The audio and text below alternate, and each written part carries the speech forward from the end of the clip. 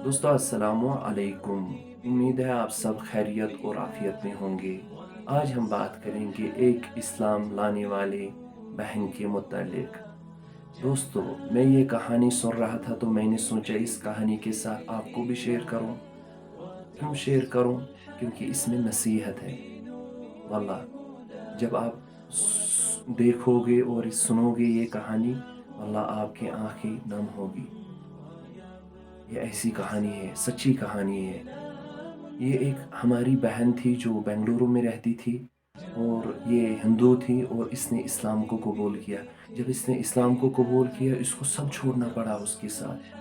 अपने माँ बाप, अपने भाई बहन, अपनी रिश्तेदारों को, अपने शहर को, सबको छोड़ना पड़ा। जिस माँ बाप ने इसको बड़ा किया, वही माँ बाप बोलते हैं आप हमारे साथ कोई रिश्ता ही नहीं है। दोस्तों, देखो इसके दिल में कितना ईमान मजबूत है। इसने क्यों किया? क्योंकि इसके दिल में ईमान मजबूत है उस अल्लाह के लिए, जिस अल्लाह ने इसको पैदा किया। इसने सब कुछ छोड़ दिया। दोस्तों, ये वीडियो अंत तक देखना, तब आपको इससे कुछ फ़ायदा मिलेगा, क्योंकि इसमें फ़ायदा है इंशाल्लाह। ऐसी नसीहत है क्योंकि आपके दिल और मेरे दिल में ईमान मजबूत हो जाएगा, ईमान ताज़ा हो जाएगा। अल्लाह, ये अंत तक देखना। चलो, जज़ाकल्लाह खैर। घर वालों ने कैसा रिएक्शन दिया जब उन्हें ये यकीन हो गया कि मैंने इस्लाम वाकई कबूल कर दिया है। जैसा कि मैंने आपको पहले वीडियो में बताया कि अक्टूबर मंथ में मैंने अपने पापा को एसएमएस के थ्रू बता दिया था कि मैं इस्लाम कबूल कर चुकी हूँ। पहले मेरे पापा ने ये एक्सेप्ट नहीं किया, मेरे फादर साहब ने ये माना ही नहीं। उनको लगा शायद ये इन्फ्लुएंस है, असर थोड़ा बहुत होता है। जो आप रेगुलरली जो आप देखते हैं, सुनते हैं, जिस माहौल में रहते हैं, थोड़ा सा असर हो जाता है, तो शायद ये वो असर हुआ है इस पे। लेकिन मैं अपने डैड को सीधे बोलती रही, पापा मुझे किसी चीज का असर वसर नहीं हुआ है, मैं इन्फ्लुएंस में नहीं हूँ, मैं सच में इस्लाम कबूल कर चुकी हूँ और मैं इस्लाम नहीं छोड़ूंगी। अब मेरे पापा मुझे समझाने लगे कि बेटा, मैं हर दिन की इज्जत करता हूँ, हर दिन बहुत खूबसूरत है और इस्लाम बेहद खूबसूरत रिलीजन है, लेकिन आप अपना धर्म छोड़कर किसी और धर्म को अपना लें, ये सही नहीं है। आप अच्छी बातें उठाएं इस्लाम से, अपनाएं अपनी जिंदगी में, लेकिन पूरी तरह मुसलमान ना बन जाएं। मैं अपने पापा से कहती रही, नहीं, मुझे इस्लाम में ही रहना है पापा, मैं इस्लाम नहीं छोड़ूंगी चाहे कुछ भी हो जाए।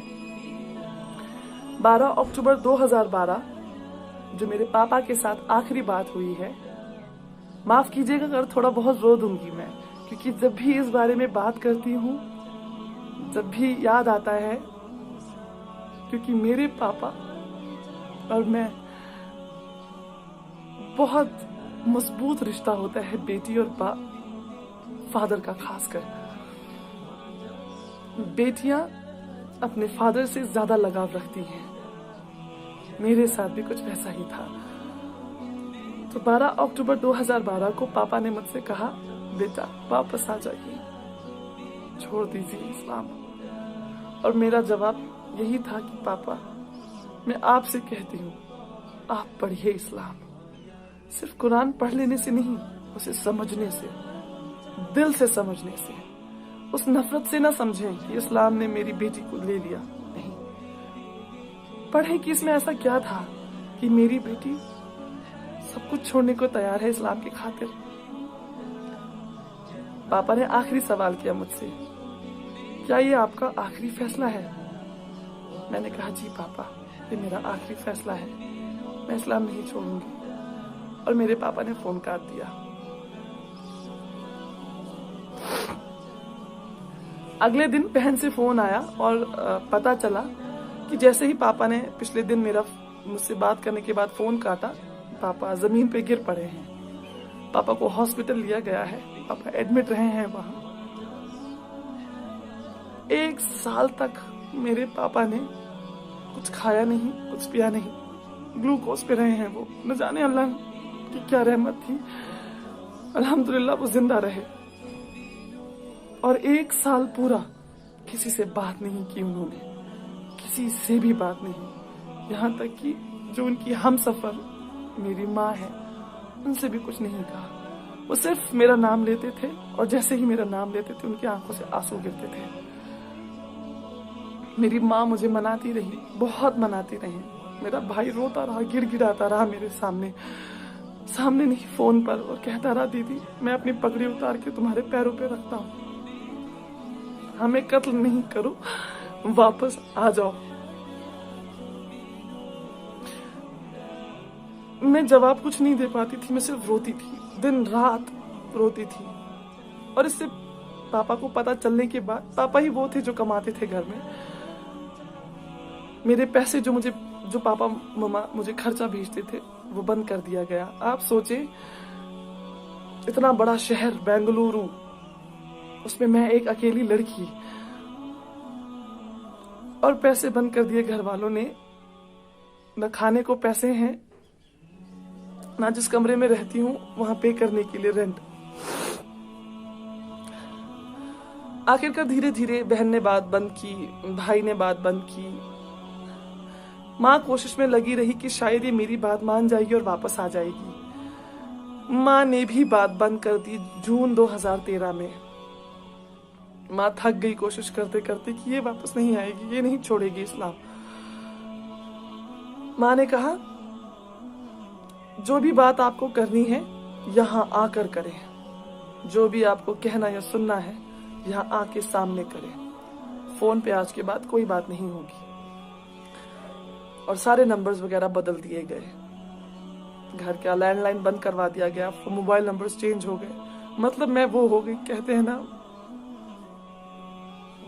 बिल्कुल बेसहारा। बेशक मेरा सहारा अल्लाह था, मेरा ईमान अल्लाह था, मेरा यकीन अल्लाह था।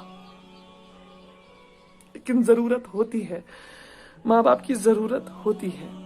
खुदा का निजाम ही कुछ ऐसा है, माँ बाप वो मोहब्बत औलाद से, और वो औलाद के दिल में मोहब्बत अपने माँ बाप के लिए, ये खुदा ने कुछ सिस्टम ही ऐसा बनाया है।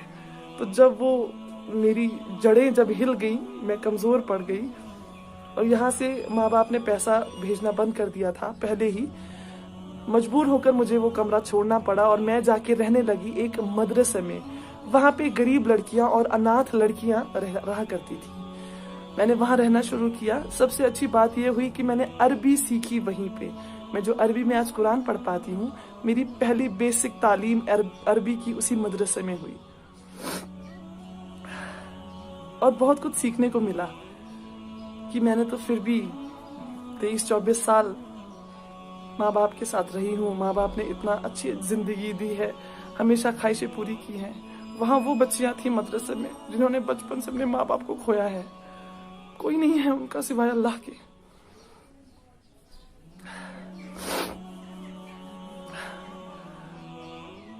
आखिर माँ बाप के साथ बिल्कुल बात बंद हो चुकी। नवंबर 2018 में जो आखिरी बात मेरी हुई है वो हुई है मेरी नानी से। मैंने अपनी नानी को, किसी तरह मुझे उनका नंबर याद आया, एक दिन क्लिक हुआ अचानक से। मैंने जल्दी से वो डायल किया तो नानी ने ही उठाया। नानी से बात हुई, बेहद खुश हुई नानी मेरी आवाज़ सुनकर। मेरे बारे में पूछा उन्होंने, फिर बोला, बेटा क्यों किया तुमने ऐसा, क्या ज़रूरत थी करने की? अब सब भूल चुके हैं तुम्हें, कोई याद भी नहीं रखता है, तुम्हारे बारे में कोई बात नहीं करता। तुम्हारा नाम लेना सख्ती से मना है, तुम्हारा नाम कोई नहीं ले सकता। तो अब आप जहां हैं खुश रहें, अच्छे से रहें, सुकून से रहें। तड़पना आपको भी है, तड़पना हमें भी है, क्योंकि वो खून का रिश्ता, मोहब्बत का रिश्ता जो हमारे बीच है वो तो खत्म नहीं हो सकता। आपकी माँ को, आपके फादर साहब को आप याद आती हैं, बहुत याद आती हैं, लेकिन जो ये सोशल कंपल्शन होती है ना, जो सोसाइटी है बीच में, इसकी वजह से अलग हैं आप नहीं मिल पाएंगे अब उन्होंने मुझे एक बात और बोली, मेरी नानी ने उन्हें बोला, ख्वाब में भी यहाँ आने की जुर्रत नहीं करना। असली का तो छोड़ ही दे, आप ख्वाब में आने की जुर्रत नहीं करना। आपके घर वालों को तो छोड़ दे, बाकी जो है आपके रिश्तेदार आपको इतने टुकड़े करेंगे कि आपको ये नहीं पता चलेगा, किसी को पता नहीं चलेगा कि ये फातिमा जी गई कहाँ। तो खैर नानी से थोड़ी सी बात हुई, लेकिन अल्लाह को मंजूर था शायद कि मेरे जो मामा के बेटे हैं उन्होंने नानी का फ़ोन वगैरह चेक किया, मेरा नंबर ट्रू कॉलर पे देखा तो उन्हें पता चला ये मेरा नंबर है। तो नानी को भी थोड़ी सी सख्ती देखनी पड़ी। और फिर नानी ने एक और फ़ोन किया मुझे कुछ सेकंड्स का और बोला बेटा मुझे आज के बाद फ़ोन नहीं करना, इनको पता चल गया है कि मेरी आपसे बात हुई थी। खैर फिर कुछ साल 1-1.5 साल पहले ही मैंने अपनी जो मेरी बहन है उनका फेसबुक अकाउंट से उनकी फ्रेंड को मैंने मैसेज किया। बहुत रिक्वेस्ट करने के बाद उनसे नंबर लिया, उनसे बात की। उनको ये यकीन नहीं आ रहा था कि मैं मेरी बहन ही हूँ या मैं कुछ अलग इंसान बात कर रही हूँ, क्योंकि हमारी आवाज़ सेम है। उन्होंने मुझे बताया कि दीदी हमें तो पता ही नहीं है कि आप कोई बड़ी बहन भी हैं। हमें ये पता है कि वो हैं, भाई हैं एक, मतलब मेरी छोटी बहन है, भाई है, लेकिन कोई ये नहीं जानता है कि इन दोनों की बड़ी बहन भी है। कोई नहीं जानता है। 6 साल में ऐसा खत्म कर दी गई है मेरी एग्जिस्टेंस वहां से। मुझे कोई अफसोस नहीं है, अल्हम्दुलिल्लाह। ये शायद हक है उनका ये करने का। वो जितनी सख्ती करेंगे ये हक होगा उनका।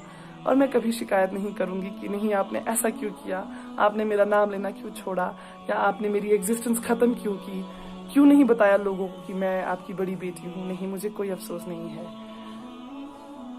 एज उनके रिलीजन का मेंबर होने के हिसाब से मैंने बहुत गलत किया है, उनके लिए बहुत गलत किया है। वो कहते हैं ना कहावत की जीते जी मार डालना, कुछ वैसा ही किया है मैंने उनके साथ। मुझे पता है मैंने गलत नहीं किया, ये मेरा दिल जानता है, मेरा अल्लाह जानता है कि अपने अल्लाह के लिए ही मैंने सब कुछ छोड़ दिया। ये बातें उन्हें तब तक समझ नहीं आएंगी जब तक अल्लाह की रहमत उन पर नहीं होगी, उनके दिल नहीं खुलेंगे, उनके कानों से पर्दे नहीं हटेंगे। तब तक जब तक उनको ये बात समझ नहीं आएगी इस्लाम के बारे में, अल्लाह के बारे में, हमारे नबी सल्लल्लाहु अलैहि वसल्लम के बारे में, तब तक नामुमकिन है कि वो मेरी सिचुएशन को समझेंगे। मुझे कोई शिकायत नहीं है किसी से भी। खैर जितने भी नए मेंबर्स घर में ऐड हुए हैं, जैसे कजन्स वगैरह की, मेरे भाई की शादी, चचेरे भाई की शादी, जिनकी भी भाई बहनों की शादी है, जितनी भी भाभियां या जीजू घर में आए हैं, किसी को नहीं पता है कि इनकी एक बड़ी बेटी भी थी। तो बिल्कुल ही खत्म कर दी गई हूँ। आप लोगों से कहना चाहती हूँ कि अगर आपके पास आपके माँ बाप हैं, जिंदा हैं, आपके वालिद हैं, आपकी माँ है, आपके साथ है, वो वालिदैन दोनों हैं आपके साथ, या शायद किसी और शहर में, किसी और देश में रहते हैं, अल्लाह के लिए कभी ऐसा ना करें कि उन्हें तकलीफ हो। ये ऐसा अनमोल तोहफा अल्लाह ताला ने आपको दिया है। बहुत खुश नसीब है अगर आपके पास दोनों हैं या एक भी है, बहुत खुश नसीब है, यकीन मानिए। ये ऐसा तोहफा है जिसके लिए आपने कुछ पैसे नहीं दिए। आप जाते हैं ना दुकान पे, आप जब पैसे देते हैं तभी कोई तोहफा खरीद सकते हैं किसी को देने के लिए। अल्लाह ने आपको फ्री में दिया है।